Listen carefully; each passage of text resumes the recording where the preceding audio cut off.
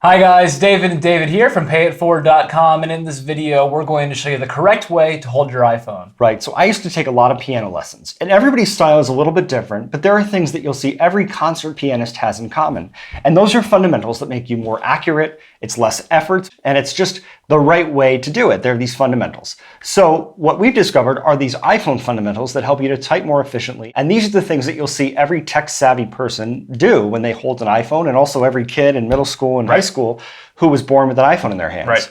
So let's dive right in. We're gonna have a little speed test here. Right. He's gonna do the correct way to hold your iPhone, and I'm gonna do one of the more not so great ways, which But is like, common, right. It's very common, not the best way to type. And that's with holding with one hand and really pecking away. Pecking at the screen. Peck. So we're gonna type. This is the correct way to hold an iPhone. Okay, let's do it. Ready? 3, 2, 1, go.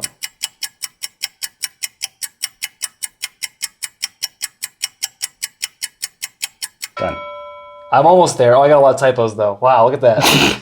Talk about efficiency. This is the order T way to holds. Yeah, and I actually made a typo myself and was able to correct it in that amount of time. Wow. So what we want to show you is the way to hold an iPhone that is the most efficient. Hold it like that. Right, and so a lot of people have excuses for why they can't do this. So they say like, I'm not dexterous enough. And with the exception of people who really do have disabilities, you have the dexterity to do this. There's a little bit of a learning curve though, but you got to remember, Rome wasn't built in a day. Right, so neither is the ability to hold your iPhone correctly. That's for sure. Your hands are not too big. You got to try. Don't knock it before you try it. So we're going to show you how we do it. Please give it a try. It'll make you a lot more efficient. So what we do is we both create a stand with one of our hands. And that's what we'll show you how to do first. Right. So I use my non-dominant hand. I use my dominant hand. David uses his dominant hand. And both of us do this. I'm just going to show you on the bottom of the iPhone what it looks like. So I'm just going to put my fingers on the back of the iPhone, and then I'm going to use my pinky finger here as a stand on the bottom. So what I'm doing is I'm putting my iPhone on my pinky finger and just letting it rest on these other three And the pinky finger really lines up with the charging port right at the bottom. Yep, it's just like it's like an easel. Yeah. Like it's just like a painting on an easel. It's pretty good. It's pretty good analogy right there. Pretty good. Now, with the other hand, I'll show you what it looks like. We're just going to interlock the fingers. So we've got our easel here, and I'm going to take my bottom three fingers, and I'm just going to stick them in there so it looks like this. Nice. But it's pretty easy to do. So I've got my easel all set up, sticking in my bottom three fingers, and now I've got this little basket I'm holding my iPhone in. Right. I can do pretty much anything with it. It's not like it's going to fall out anywhere. And both of my thumbs are freed up to type well. Right. So this is an easy way to type. type. So people often ask, they say like, wow, you're a really fast typer. Well, it's not that I'm a fast typer, it's just that you're a bad typer.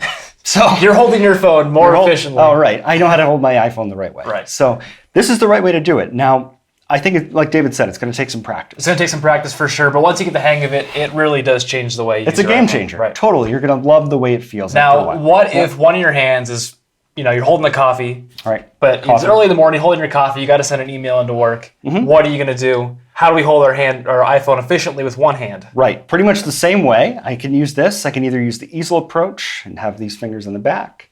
Just get the feel for that with one hand. But what I usually end up doing is I sort of anchor it down here in my palm.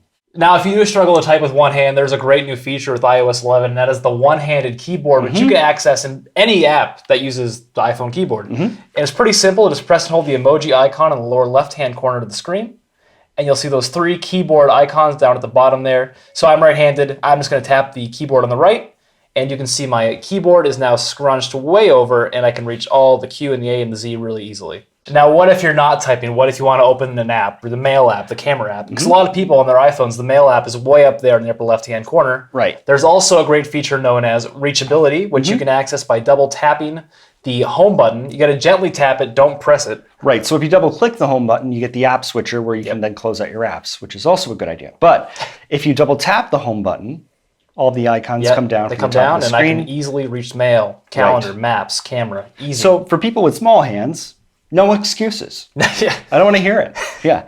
So that is how you hold your iPhone the correct way. We know that this is a new thing and maybe you hold your iPhone differently, so please leave us a comment down below. Let us know what you think. And don't forget to subscribe to this channel for more awesome iPhone tips.